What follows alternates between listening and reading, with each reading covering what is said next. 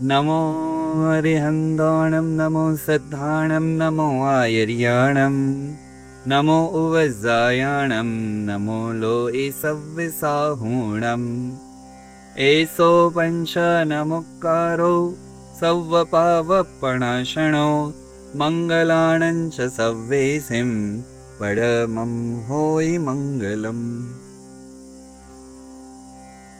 પુણ્યશાળીઓ, આપણે ત્યાં આરાધનાઓ ખૂબ બધી, ક્રિયાઓ ખૂબ બધી, અનુષ્ઠાનો ખૂબ બધ્યા. ધર્મનું સ્તર દિવસે ને દિવસે સમાજમાં વધતું જાય છે.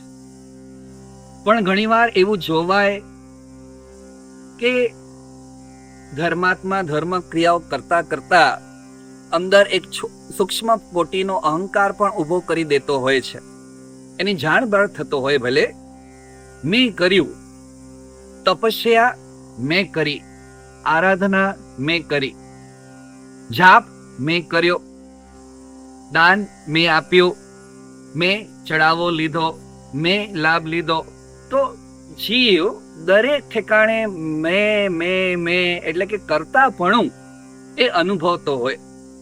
અંદર એના હૃદયની અંદર કરતાપણાનો ભાવ ઊભો થઈ જતો હોય છે. મેં અવળી કરી, મેં વર્ષી તપ કર્યો, મેં આ કર્યું, મેં તે કર્યું, મેં આ કર્યું. અને આ ભાવ જે છે, આ ભાવ એને વાસ્તવિક પરમાત્મા તત્વથી દૂર રાખનારો હોય છે. જ્યાં સુધી હું પણાનો ભાવ, ત્યાં સુધી શસ્ત્રકાર ભગવંતોએ કીધું કે મિથ્યાત્વ છે. અને અહીં મેં હું આવો કરતા ભાવ જ્યાં સુધી રહેલો છે, ત્યાં સુધી કોઈ કાળે આત્માનો આત્મકલ્યાણ કદાપી સંભવ નથી. જ્યારે ધર્માત્માની વિચારધારા બદલાય, સદગુરુના સત્સંગે, શાસ્ત્રના સંગે જ્યારે એના જીવનની ધારા બદલાય છે, ત્યારે હું પણાનો ભાવ નીકળે. અને આ તો ભગવાનની આજ્ઞા હતી, આ ગુરુદેવની આજ્ઞા હતી. દેવ અને ગુરુ એની કૃપા થકી મને આ કરવાનો ભાવ જાગ્યો. દેવ અને ગુરુની કૃપાના આલંબને આ કરવાનું નિમિત્ત મને મળ્યું. દેવ ગુરુની કૃપાના આલંબને આ ઉત્તમ લાભ મને મળ્યો. અને દેવ ગુરુની કૃપાના પ્રભાવે આટલી સરસ મજાની મને અનુકૂળતા, એ આરાધના માટેની, આ તપસ્યા માટેની, આ જાપ માટેની, આ દાન માટેની, આ ક્રિયા માટેની, આ પ્રતિક્રમણ માટેની, આ વિધિ માટેની, આ અનુષ્ઠાન માટેની, આ તીર્થયાત્રા માટેની મને અનુકૂળતા એમની કૃપાથી મળી. આ જ્યારે માત્ર શાબ્દિક રૂપે નહીં, કે કોઈ પૂછે તમને તપસ્યામાં તપસ્વી સતમાં છો, અને વ્યવહારથી એમ કહેવાય દેવ ગુરુ પશાય. પણ આ માત્ર શાબ્દિક રૂપે ના રહે, પણ અંદર આત્મા એને ફીલ કરતો હોય, ઘડી ઘડી, વારે ઘડી, 24 કલાક નિરંતર મારું સામર્થ્ય નથી. આ જે ભાવ જાગ્યો, આ જે અનુકૂળતા થઈ, આ જે કર્મમાં મને નિમિત્ત બનાવવામાં આવ્યો, એ બધો પરમાત્માને પરમ આભારી છે. જ્ઞાની ભગવંતોએ તો શાસ્ત્રોમાં પણ એ જ વાત બતાવી. એકોપી શુભ ભાવો, એક પણ આપણા મનમાં ઉત્પન્ન થયેલો શુભ ભાવ, એક પણ આપણાને આવેલો સારો વિચાર, એ આપણી બુદ્ધિને આભારી નથી, એ આપણા મનને આભારી નથી, એ અરિહંત પરમાત્માની અનંત કરુણાને આભારી છે કે ભગવાનની કરુણા મારા ઉપર ઉતરી, ત્યારે મને આ કરવાનો અથવા આ સારો ભાવ, આ સારો વિચાર આવ્યો. એટલે એમાં પણ ભગવાન નિમિત્ત છે. અને આ શ્રદ્ધા, આ પ્રતીતિ જ્યારે દ્રઢ થાય છે, જ્યારે મજબૂત થાય છે, ત્યારે આરાધનાના કેન્દ્રમાંથી હું એટલે કે કરતાપણું સાઈડમાં થઈ જાય, નીકળી જાય, મિથ્યાત્વ જાય. અને સમ્યક દર્શનની જે પૂર્વ ભૂમિકા છે ને, એ પૂર્વ ભૂમિકા અરિહંત પરમાત્મા ઉપરની, દેવ ગુરુ ધર્મ ઉપરની દ્રઢ શ્રદ્ધા એ વ્યવહાર સંકેત જે છે એ વ્યવહાર સંકેત પ્રગટ થાય. નિશ્ચયનું સંકેત તો પછી આવે, પણ પહેલા વ્યવહારથી દેવ ગુરુ ધર્મ ઉપરની દ્રઢ શ્રદ્ધા થાય તો આ ભગવાનની આજ્ઞા હતી, ભગવાનની આજ્ઞાનું મેં પાલન કર્યું એટલે ભગવાન ઉપર અહોભાવ જાગે, ગુરુ ઉપર અહોભાવ જાગે, ધર્મની આરાધના અને આલંબનો ઉપર વિશિષ્ટ કોટીનો બહુમાન ભાવ જાગે, અને એ વખતે જે કર્મ નિર્જરા થાય એ લખલૂટ થાય, એ પારાવાર થાય, કર્મોના ભૂકે ભૂકા બોલાઈ જાય. ક્રિયા એની એ જ હતી.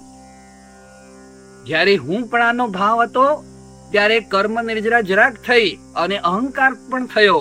જ્યારે હુંપણાનો ભાવ નીકળી ગયો અને ભગવાનની કૃપાનો ભાવ આવ્યો, જ્યારે ભગવાનની આજ્ઞાના પાલનનો ભાવ આવ્યો, આ મારા ભગવાનની આજ્ઞા હતી, મેં એમની આજ્ઞાનું પાલન કર્યું, ભગવાને મને નિમિત્ત બનાવ્યો, ભગવાને મને લાભ આપ્યો, અને આ ભાવ જ્યારે અનુભવાય ત્યારે એ જ ક્રિયા એ લાખો કરોડો ભવના પાપોનો કર્મોનો નાશ કરનારી, ક્ષય કરનારી બની જાય. પુણ્યશાલીઓ, તમે સૌ ઉત્તમ છો, ધર્મી છો, આરાધક છો, આરાધક ભાવમાં રહેલા છો, વર્ષોથી ધર્મ આરાધનાઓ કરી રહ્યા છો. બસ આરાધના તો જે ચાલે છે તમારી ખૂબ ઉત્તમ ચાલે છે. બસ હવે પરિવર્તન એટલું કરવાનો, સુધારો એટલો કરવાનો, જે કરો છો એમાંથી કરતાપણું માઇનસ કરી નાખજો, અને જે કરો છો એમાં કૃપાપણું એડ કરી નાખજો. કરતાપણું જશે, કૃપાપણું આવશે. કૃપાપણું પણ વારે વારે ફીલ થતું જશે, ઘૂંટાતું જશે. એ એટલા અંશે, એટલા પ્રમાણે આપણા આત્માનો ફાસ્ટ પ્રગતિ, ફાસ્ટ ઉદ્ધાર અને આપણા આત્માનું એકાંતે કલ્યાણ થશે. કરતાપણાના ભાવ માટે તો શાસ્ત્રોમાં તો પુષ્કળ વાતો લખી જ છે, પણ સાથે ગુજરાતી સાહિત્યની અંદર, કાવ્ય પંક્તિઓની અંદર પણ ઘણી બધી ઠેકાણે એના ઉલ્લેખો કરવામાં આવે છે. એક પંક્તિ યાદ આવે છે, હું કરું એ જ અજ્ઞાનતા, શકટનો ભાર જેમ શ્વાન તાણે. અહંકાર ની અવસ્થા, શરૂઆતની અવસ્થા એટલે આ ભાવ, મેં કર્યું. એક શ્વાન હોય, ડોગી હોય, અને એને પણ એમ લાગે કે આખું ગાડું તો હું જ ઉપાડી રહ્યો છું. અહંકારી જીવને એવું જ લાગ્યા કરે, હું છું તો બધા છે, હું છું તો બધું સચવાય છે, હું છું તો બધું થાય છે, હું ન હોઉં તો આ બધું ગડબડ ગોટાળો કરી નાખે. હવે કોણ સમજાવે કે આપણે નહોતા ત્યારે દુનિયા તો હતી અને દુનિયા ચાલી પણ રહી હતી. આપણે ન હશું ત્યારે પણ દુનિયા તો હશે અને દુનિયા ચાલી જ રહેવાની છે. આપણા રહેવા નહીં રહેવાથી કશો ફરક પડતો નથી. એટલે દરેક ઠેકાણે આ અહંકાર, આ ઈગો, એને ઈગોને ઘો કરવાનો છે. અહમ છોડશો તો અરહમની તાત્વિક પ્રાપ્તિ શક્ય છે, સંભવ છે. તો અહીં આપ લક્ષ્ય રાખવાનું છે કે કરતાપણું અનાદિકાળમાં અનંતી વાર કર્યો. આરાધના ઓછી કરી છે એવું નથી, ધર્મ ક્રિયાઓ આ જ જન્મમાં કરી રહ્યા છીએ એવું પણ નથી, પહેલા ક્યારે ધર્મ કર્યો જ નથી કોઈ ભવમાં એવું પણ નથી. પણ બધે ઠેકાણે, બધા ભવોમાં જે કર્યું ને એ સારાપણું જે હતું એની અંદર પણ મારાપણાનો ભાવ જાગૃત રાખ્યો. સારાપણું ઉત્તમ હતું, પણ એની અંદર જે મારાપણાનો ભાવ રહેલો હતો ને એ અધમ કક્ષાનો થયો, અને એટલે આત્માનું કલ્યાણ થયું નહીં, એટલે આત્માનો ઉદ્ધાર થયો નહીં, એટલે આત્માનો મોક્ષ થયો નહીં. તો સારાપણું તો જોઈએ, પણ સારાપણાની અંદર મારાપણાનો ભાવ એટલે કરતાપણાનો ભાવ એટલે હું પણાનો જે ભાવ છે, અહંકારનો જે ભાવ છે, એનો સર્વથા અભાવ, શૂન્ય અવસ્થા, અહમ શૂન્યતા જ્યાં આવે ત્યાંથી અધ્યાત્મના સુખનો સૂર્યોદય થાય. તો આધ્યાત્મિક વ્યક્તિ એટલે કે સ્પિરિચ્યુઅલ વ્યક્તિ જે પરમાત્માની નજદીક છે, જે પોતાના નિજાત્માની નજદીક છે, જે શુદ્ધ આત્મા તરફનો જેનું પ્રસ્થાન અવિરત ગતિથી ચાલુ છે, એ વ્યક્તિએ તો પોતે સતત કેન્દ્રની અંદર, પોતાના જીવનના કેન્દ્રની અંદર સવારે ઉઠે, રાતના સૂએ, જે આરાધના કરે, જે ભાવમાં રહે, એ દરેક સ્થિતિ પરિસ્થિતિની અંદર પોતાની પ્રકૃતિને દેવ ગુરુ ધર્મની કૃપા જ કામ કરી રહી છે. મારા જીવનમાં જે ઘટિત થઈ રહ્યું છે એ દરેકમાં દેવ ગુરુ ધર્મની અનન્ય કૃપા એ કારણભૂત છે. એનો હંમેશા નિરંતર વિચાર કરવો. હવે વાત આવે, ઘણીવાર જીવનમાં બધું આપણા ધાર્યા મુજબનું થાય, અનુકૂળ બધું થાય, ત્યારે પણ દેવ ગુરુની કૃપા મારા પર ખૂબ સરસ રીતે વરસી રહીને મને આગળ વધારી રહી છે.